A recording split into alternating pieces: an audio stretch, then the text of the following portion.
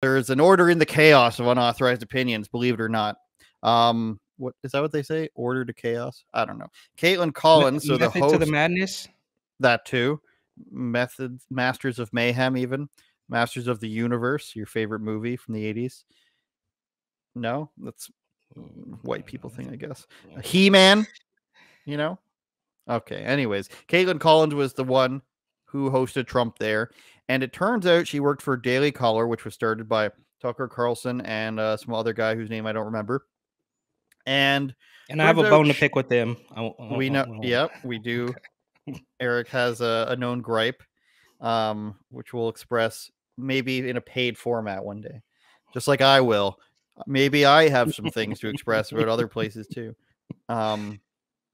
You can't say anything for the rest of your life. Anyways, Kaitlan Collins used to work for them, and she talked basically about, these are my words, conjecture, not legally binding, no actual evidence, Your Honor. But she seemed to be talking about, allegedly, the Great Replacement Theory, the idea that a foreign populace is brought in to replace the native populace, no matter what race or color they are, doesn't matter. They're brought in to basically replace the voters, so that the people who bring them in want them to vote for them. So whether it's Irish people bringing in Northern Irish people so that they'll vote for them, or Australians bringing in New Zealanders so that they'll vote for a certain party.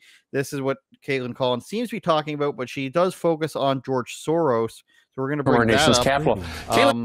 The background noise. Bad word. I can't even say that. I feel like you can't even say that. That's a what? Like it's like Voldemort. You can't say Soros. It gets flagged. Right. He doesn't exist.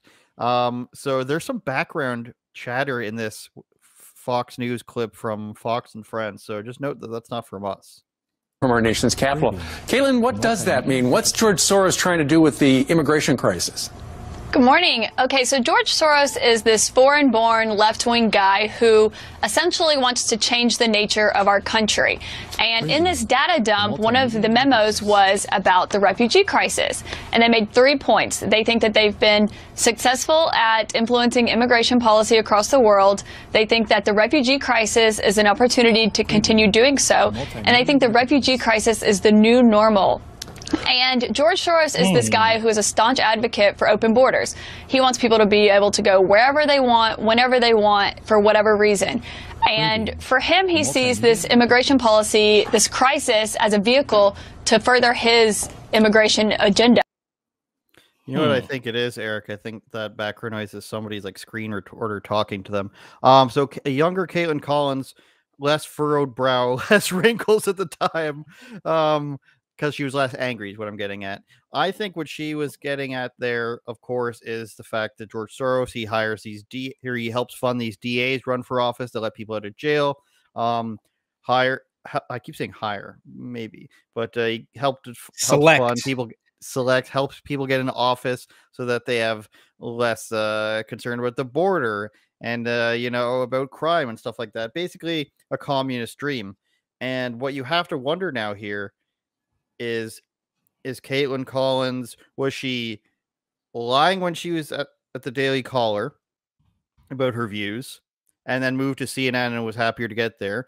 Is she lying at CNN about her true views because she's happy to be there? Or does she still hold these views and just doesn't talk about them? Because we know they don't talk about this on CNN other than to call it a conspiracy theory.